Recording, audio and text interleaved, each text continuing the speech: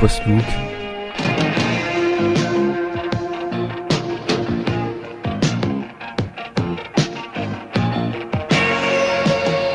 Oh là là là là.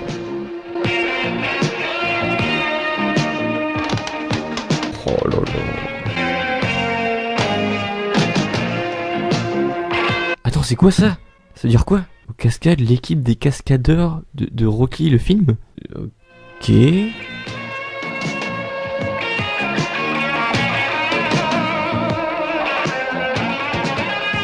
Oh, l'effet spécial.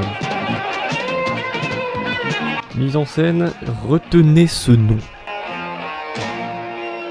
Les guerriers du Bronx, autrement connus sous le nom de Fuga del Bronx, autrement connu sous le nom de Bronx Warrior 2, autrement connu sous le nom de Escape from the Bronx. Protector of the Seven Kingdoms, the Mother of Dragons, the Khaleesi of the Great Grass Sea, the Unburnt, the Breaker of Chains. Est un film réalisé en 1982 qui traite d'un futur post-apocalyptique dans la ville du Bronx. Oui, il y en a 4 qui suivent, c'est bien. Où l'on va voir s'affronter des gangs rivaux et je vous laisse apprécier ce chef-d'œuvre. Le film commence donc sur une jeune femme qui semble fuir quelque chose. Elle est sur un pont, elle reprend son souffle et elle repart. Vous avez bien noté pour plus tard que on l'a juste vue sur un pont, reprendre son souffle et qu'elle s'enfuyait. Ça va être important pour les critiques. Comment ça, elle a disparu? Quand? Et les gardes spéciaux? Si vous avez du nouveau, vous me prévenez tout de suite. Donc voilà la première apparition de notre méchant, qui semble s'inquiéter de la personne enfuie puisqu'il s'agirait de sa fille. La directrice du collège affirme qu'elle ne l'a pas vue de la journée. Du collège? Mais elle avait au moins 16 ans là, voire même plus. On va pas redoubler autant, c'est pas possible. Bon, je sais, je chipote, en vrai c'est une erreur de traduction. En anglais, college, ça veut dire université, donc elle est étudiante. Mais bon, si on se contente de cette traduction là, bah plus tard ça donnera des scènes un peu cheloues, enfin bon bref. Mais attends, pourquoi il raconte ça à son boss là? Ah non, en fait j'ai compris, en fait c'est sa nounou ou un truc comme ça. Il s'occupe de la fille de son patron, c'est sa nounou en fait. Enfin pour une étudiante c'est un peu chelou, selon moi, mais... Bon sang, il ne manquait plus que ça. Qu'il s'agisse d'une fille ou de quoi que ce soit, il ne pouvait choisir un moment moins opportun. Donc apparemment ces deux gars ont un truc de prévu que la fuite de la fille les empêche de faire. Du coup le méchant demande à l'une de sa fille d'envoyer un certain Hammer. Contactez Hammer. Et au vu de sa réaction, ça doit être une sorte de Benalla local. C'est pas un peu hasardeux? C'est ton scénario qui est hasardeux. Wow, ça coupe brutalement. Nous voilà donc avec une explication du contexte. Le gang nommé Riders règne en roi sur le Bronx. Vous avez bien retenu, ce sont les rois. Ils règnent sur le royaume. Vous verrez que le scénario va un peu revenir de temps en temps sur cette information. Nous voilà donc de retour avec la fille du sosie de Lee Van Cleef qui court dans une cave humide rouennaise. Au passage, faites bien attention à ce sorte de tunnel. Ce sera l'un des seuls décors de tout le film. On ne saura d'ailleurs jamais comment elle s'est retrouvée là, dans le Bronx. Parce que oui, c'est censé être le Bronx. Je vous spoil un petit peu. On la voit juste courir sur un pont, puis l'instant d'après, pouf, dans un tunnel. Alors que le film laissera entendre que c'est difficile d'y rentrer ou d'en sortir. Bref, passons. Alors là apparaît une menace, c'est flou, c'est une apparition soudaine, imprévue, etc. Donc c'est censé être une menace. Je vous laisse admirer le traitement de la première menace du film, qui est censé être inquiétant. Oh là là là là. Oh là là. Mais c'est quoi ces mongolos? Ils tiennent même pas debout sur leur roller. Mais ils font quoi là? Ils la touchent même pas? Et la musique elle est pas du tout raccord. Bon on suppose qu'ils doivent essayer de la déshabiller, je sais pas quoi, mais vu comment ils sont pas crédibles, je m'inquiète pas trop pour elle quoi. Ah, nos gentils arrivent enfin. Admirez un peu. Voilà les Riders! Les Riders!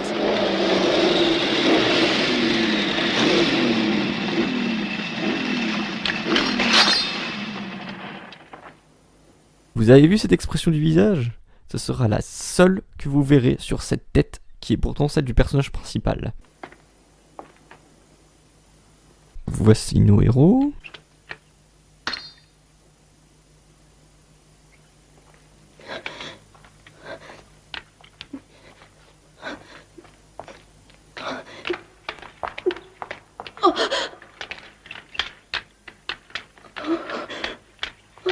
Et c'est parti pour une démonstration de ce à quoi vont ressembler les bagarres dans ce film.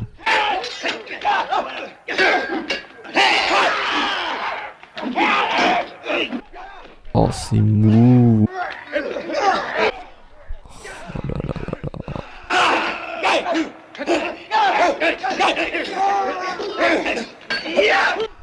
Oh, c'est chiant. Je passe. Bon, notre héroïne semble s'être remise de ses émotions et s'être fait attaquer par l'équipe junior de hockey de David Leroy, puisqu'elle a l'air de plutôt apprécier cette scène. Sur une musique assez nulle. Y a rien, y a pas de nul au sens littéral. Y a pas de mélodie. Déjà que c'est mou en vitesse normale.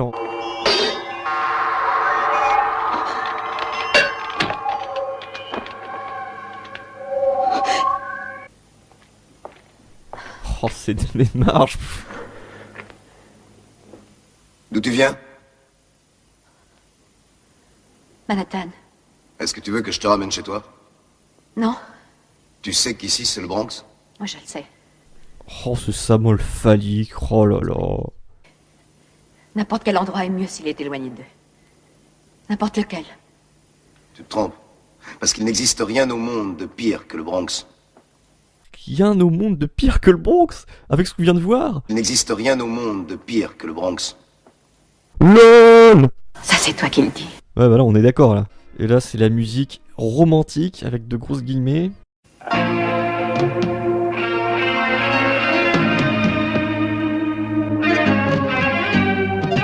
Je passe. Et là, c'est parti pour une scène dans un hélicoptère avec le sosie de Lee Van Cleef. Blablabla, je gère mon entreprise, c'est chiant, on passe. Je passe.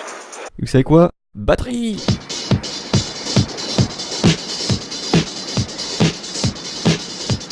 Non, vous ne rêvez pas, on passe directement sur un batteur qui joue tout seul au milieu d'une zone désaffectée.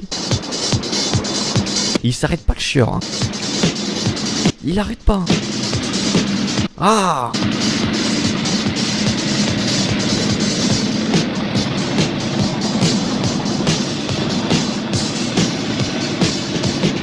Nos riders qui sont en fait pas gentils puisqu'ils abordent des croix gammées sans problème au KLM comme ça. Donc nos riders découvrent un défunt cadavre mort de leur bande au bord du fleuve.